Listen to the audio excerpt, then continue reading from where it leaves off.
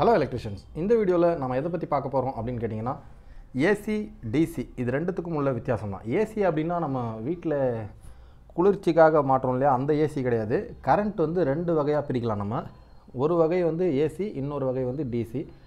அதோடைய யூசஸ்க்கு ஏற்ற மாதிரி எந்த இடத்துல என்ன தேவையோ அதுக்கேற்ற மாதிரி சில இடங்களில் ஏசி கரண்ட்டையும் யூஸ் பண்ணுவோம், சில நேரங்களில் டிசி கரண்ட்டையும் யூஸ் பண்ணுவோம்.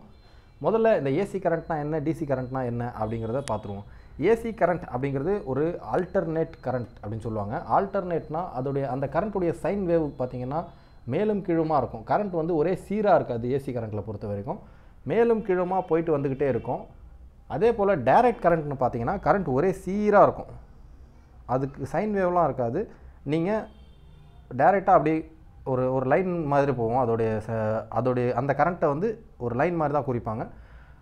அதே போல் ஏசியில் ஃபேஸ் நியூட்ரல் அப்படின்றது நமக்கு எல்லாருக்கும் தெரியும்.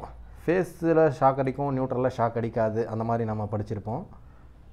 அதே போல் டிசியில் பார்த்தீங்கன்னா ப்ளஸ்ஸு மைனஸ். பொதுவாக டிசியெல்லாம் பேட்டரியிலே நீங்கள் பார்த்துருப்பீங்க, ப்ளஸ்ஸு மைனஸ் அப்படின்னு தான் யூஸ் பண்ணுவாங்க.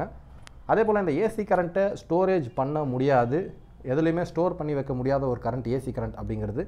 டிசி கரண்ட் வந்து ஸ்டோர் பண்ணலாம். நீங்கள் பேட்டரியில் பார்க்குற கரண்ட் எல்லாமே டிசி கரண்ட் தான். நீங்கள் பெரும்பாலும் எலக்ட்ரிக்கல் எக்யூப்மெண்ட்ஸ் அப்படின்னு எடுத்துக்கிட்டிங்கன்னா அதில் யூஸ் பண்ணுறது எல்லாமே ஏசியாக தான் இருக்கும். எக்ஸப்ட் ஒரு சில டிசி மோட்டர்ஸ் தவிர, குறிப்பாக எலக்ட்ரிக்கலில் முக்கால்வாசியான இடங்களில் ஏசி தான் யூஸ் பண்ணுவாங்க. எலக்ட்ரானிக்ஸில் பார்த்தீங்கன்னா முக்கால்வாசியான இடங்களில் டிசி கரண்ட்டை தான் யூஸ் பண்ணுவாங்க.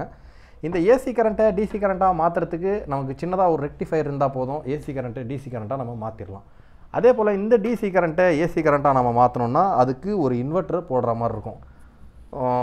எக்ஸாம்பிளுக்கு உங்களுக்கு சொல்லணுன்னா, ஏசி கரண்ட்டு ஒரு 10 ரூபாய் 20 ரூபாய் செலவு பண்ணி ஒரு ரெக்டிஃபையர் வாங்கினீங்கன்னா டிசி கரண்ட்டாக நீங்கள் மாற்றிட்டு போயிடலாம். இதே டிசி கரண்ட்டை ஏசி கரண்ட்டாக மாற்றோன்னா குறைஞ்சது 2000 ரூபாய் செலவு பண்ணி ஒரு இன்வெர்ட்டரை வாங்குற மாதிரி இருக்கும். ஓகே ஃப்ரெண்ட்ஸ், எனக்கு தெரிஞ்ச ஏசிக்கும் டிசிக்கும் உள்ள வித்தியாசத்தை நான் சொல்லிட்டேன்னு நினைக்கிறேன். இதில் ஏதாவது மிஸ் பண்ணியிருந்தால் நீங்கள் எனக்கு கமெண்ட்டில் சொல்லுங்கள். இதில் ஏதாவது தப்பு பண்ணியிருந்தாலும் நீங்கள் கமெண்ட்டில் சொல்லுங்கள். தேங்க்யூ.